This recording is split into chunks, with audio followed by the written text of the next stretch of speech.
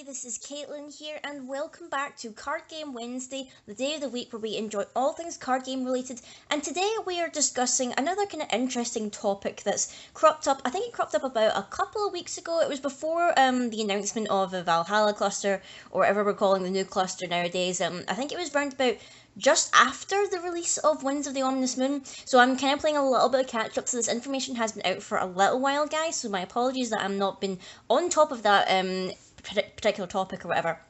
But now I finally got the chance to discuss it with you guys and give you my thoughts and opinions on it, because I've been wanting to do a couple more of these pieces where I basically discuss some aspect of what's coming up in the future for Force of Will and give my little own 2 cents on it, and then hopefully this can open up a discussion for debate in the comments section, or even just get people talking about what they think about it, because I love seeing comments from other content creators or other people in the community with their thoughts on these like developments and changes in Force of Will, because obviously this game's been going on for a little while now, and we've seen definitely some changes happening throughout the time. Like almost every cluster we try something new, and maybe it doesn't stick to the next one, and yada yada yada. I mean, look, we had like shift cards back in like the end of Alice cluster. It stuck around for what, one more cluster after that technically, and then you just like shift cards went away. We had inverse there, and then inverse is pretty much stuck out for just like 1 set or 2 sets if you want to count the Grim and the Dark Riding Hood, whatever, so that didn't really stick around either, and now it seems to be the next thing that they're trying out here is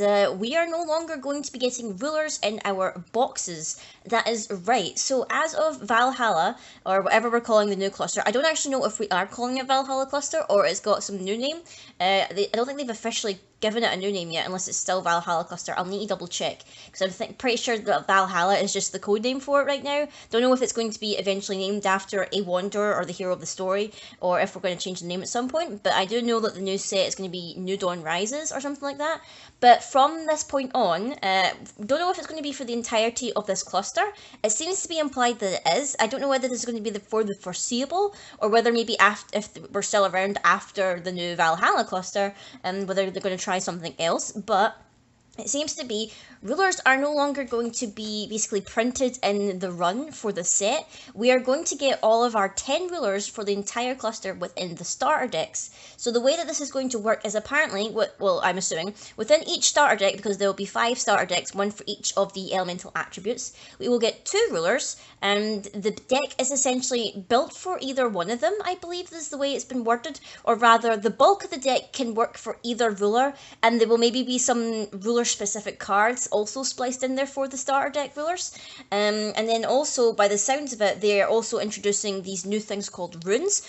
I'm going to dive into the topic of runes in another video, because that is in a whole other kettle of fish, or bucket or barrel of fish, whatever the saying is, and I think that deserves its own topic, because it is a very expansive one, and I am still kind of like reading over the articles that they brought out discussing runes, and how they are going to be implemented and worked, because upon reading it at first glance, I literally did not understand what they were talking about. I'm one of those kind of people where, in terms of learning a card game, I like to see it in front of me being played, as opposed to just reading the mechanics, because I feel like I learn better with a visual cue, and just having pictures alongside the article didn't really help me with my understanding. So I'm going to like research it a little bit more, and then hopefully have a video topic on that sometime soon.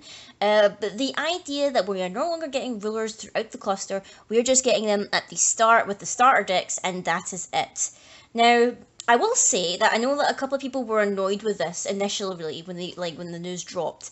My first thoughts initially, just straight off the bat, I was thinking this is actually pretty good for people who are starting out at this point in Force of Will, because they did promise that whenever basically you buy a box of any of the new sets from here on out, there will be an order sheet for you to order more starter decks, because one of the biggest problems that we had, I know specifically with the start of Rhea cluster and the start of Lapis cluster, is that starter decks, once they sold out, it was very hard to get them again in another print run, because it seemed to be that the printing was very, very low, and basically once they were out, they were out. You weren't going to get them until like maybe way later, till maybe the set was out of rotation or anything like that.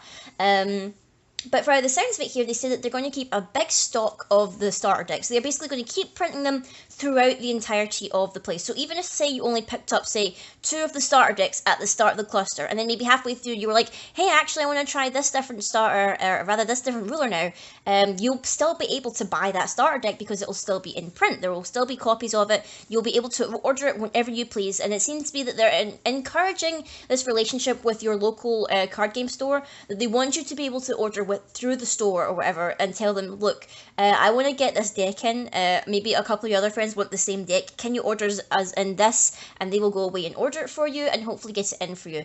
From that perspective, I think that's a good move. It means that everyone will be able to get the rulers that they want. I know specifically with Raid Cluster, I felt like I was never getting the rulers that I really, really wanted. I think out of all of the boxes that I've ever opened for Raid Cluster, I've only ever pulled one ruler that I kind of actually wanted, and that was I think it was the half unsealed Rhea, because I liked her artwork. But other than that, I have not pulled a single ruler in this set that I actually wanted. I didn't get Emule, sadly. I didn't get a Scarlet. I didn't get Freya or Freyla, whatever her name is. Or I didn't get an Ayu. I didn't get any of those cards. And that's one of the biggest downsides, I think, of having, well, the way that they divvied up the rulers and whatnot and the ratios from this cluster was a little bit of a mess. And I'm glad that they're kind of like taking a step back and reevaluating that. This also works around the concept there when they had Wins the Almost Win. We're like, oh, you're not guaranteed a ruler in the box. Now you're definitely not guaranteed a ruler in the box because they're all going to be part of the starter decks, which definitely fixes that problem, because I know a lot of people were quite angry about the ratios where they were like, oh, I could buy like 3 boxes of Wins the Almost Win and not get a single ruler. Like, that could potentially happen, and I think that did actually happen to someone. I can't remember who. I think I saw a post or whatever to that extent, or something quite similar to that scenario happening. But I think that fixes the problem of that happening. At the same time, it's also that way where it's like, well, then you've kind of like cut out half the chase in getting these different boxes and whatever, so you have to hope that they then print support for all 10 of these rulers in every single set that they release, because if they don't, then if you pick one ruler and that ruler doesn't get any decent support in the set, then you're kind of screwed over a little bit and you're stuck with whatever is in the starter deck. They need to be able to make sure that they have decent support for every single one of these rulers, and I know they said they're going to implement the runes to try and help the power level whatever of different rulers, but again, I'm going to talk about runes in a separate video and give them their own little spotlight, because they are like a big new game changer, I think, in terms of the game, so they deserve their own spotlight and whatnot. But I think it is just a very interesting move to make. I am not sure if this is going to affect the price of the starter decks, because obviously I think it implies that there's going to be more cards than that is in a standard starter deck. I think someone said it's going to be maybe around 60 cards or something like that. Normally a starter deck has about 40 in the main deck. But I think if they're going to implement 2 starter rulers and like different cards to go with either of them, I think there's going to be more cards in the starter deck. So I'm wondering if this is going to be affecting the prices, whether it will stay at £14.99ish pounds, which is what it was before the Rhea Cluster starter decks. Don't know if it's going to increase the price a little bit, or maybe if we're going to aim to try and keep it at the same price. Ideally, you want your starter deck to be not too expensive, because you're trying to encourage new players to like jump on with the starter decks and everything. But at the same time, like if you're implementing more cards, then maybe that'll be a bit more expensive. I also think they've changed the set size. I think there's a comment saying that someone said that the set size for New Dawn Rises is going to be different. I'm not quite sure how different. I need to try and look up the specific numbers and whatnot.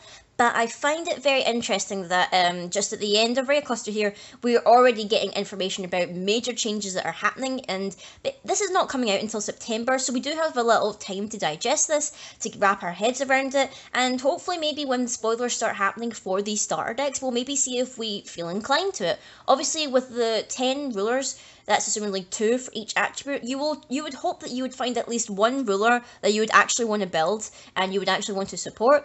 It would be kind of sad if out of all 10 of them, you didn't feel like you were leaning towards any of them, and then you're just kind of stuck with these rulers for the entirety of the cluster because, hey, they're not printing any new rulers, which I can guess would be a little bit of a bummer, because I can assume that maybe some people wouldn't be taken with some of the rulers, just depending on their playstyle, or depending on their design, or their abilities. You'd have to hope that you meet at least one ruler that you really, really like, and you would be happy to use for like, what, a good year, a year or two, depending on like how long or whatever we have these rulers for. As you set is usually about maybe a year or something like that. Because I remember it was this time last year, not this time last year, but it was rather September time last year.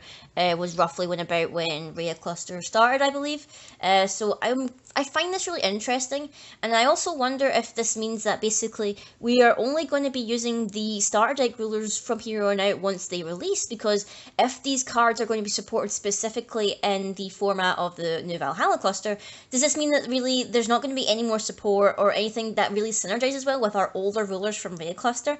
It seems that maybe Rhea Cluster rulers are only going to be suitable in like a Rhea Cluster format, or just in the current New Frontiers where we still have support from Lapis.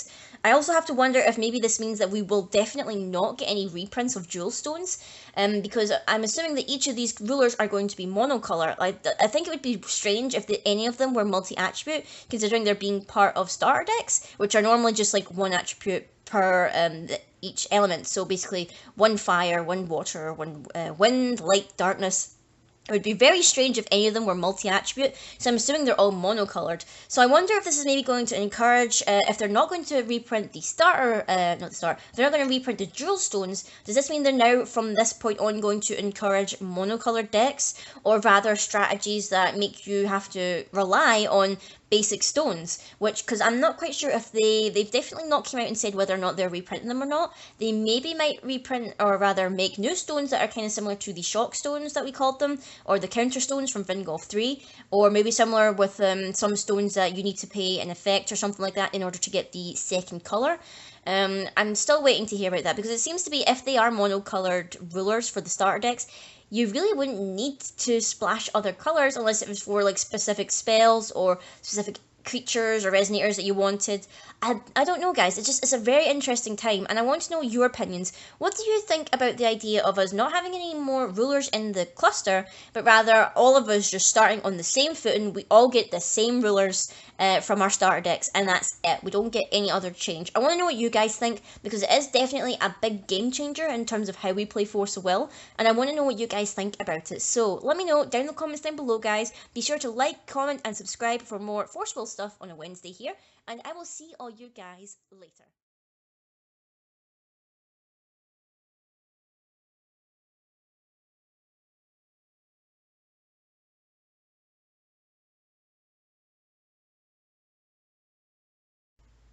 This video was made possible thanks to patrons such as Alucard and Craig McCutcheon.